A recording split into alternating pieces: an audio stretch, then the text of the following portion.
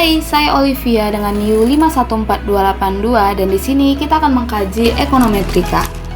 Ekonometrika dapat diartikan sebagai pengukuran ekonomi.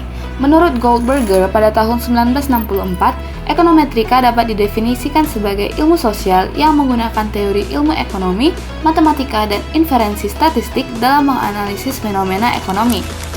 Mengapa ekonometrika termasuk ke dalam ilmu sendiri? Jawabannya adalah untuk membuktikan pernyataan atau teori. Setiap data pada bidang ekonomi memiliki sifat data tersendiri, sehingga semua statement dalam bidang ekonomi memerlukan dukungan atau justifikasi, dan disitulah peran ekonometrika. Ekonometrika merupakan sebuah tools yang mampu menjelaskan atau menggambarkan sifat sebuah data dan mendukung hipotesis dan perkiraan, sehingga pernyataan tersebut tidak dapat dibantahkan.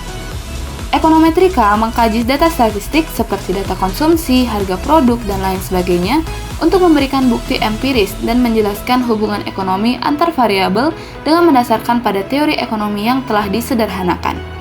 Berikut adalah langkah dalam menganalisis ekonometrika. Pertama, adanya teori ekonomi yang ingin dibuktikan. Teori tersebut dibentuk ke dalam formulasi matematis. Formulasi tersebut akan diubah menjadi permodelan ekonometrika sehingga menghasilkan sebuah data.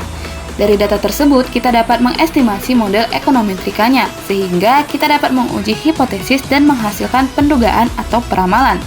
Pendugaan atau peramalan tersebut dapat diterapkan menjadi model untuk merumuskan sebuah kebijakan. Untuk menganalisis ekonometrika, kita dapat menggunakan sebuah aplikasi yang bernama Stata. Stata merupakan software statistik untuk mengolah data seperti perhitungan sederhana, peramalan data, manajemen data, serta analisis statistika dasar dan ekonometrika. Penggunaan Stata cukup mudah.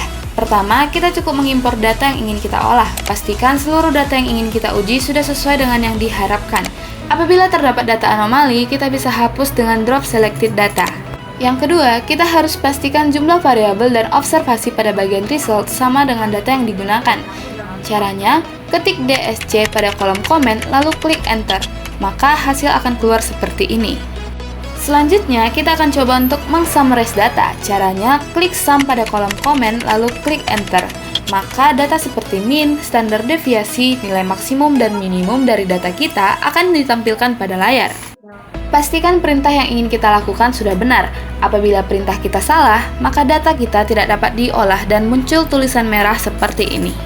Bagaimana dengan regresi? Caranya sama seperti yang tadi, kita ketik reg dan klik 2 kali kepada variabel yang ingin diregresikan, maka hasilnya akan keluar seperti ini. Berdasarkan hasil perhitungan regresi, dapat kita lihat bahwa nilai GDP sebesar 94% dipengaruhi oleh nilai sereal dalam kilogram per hektar.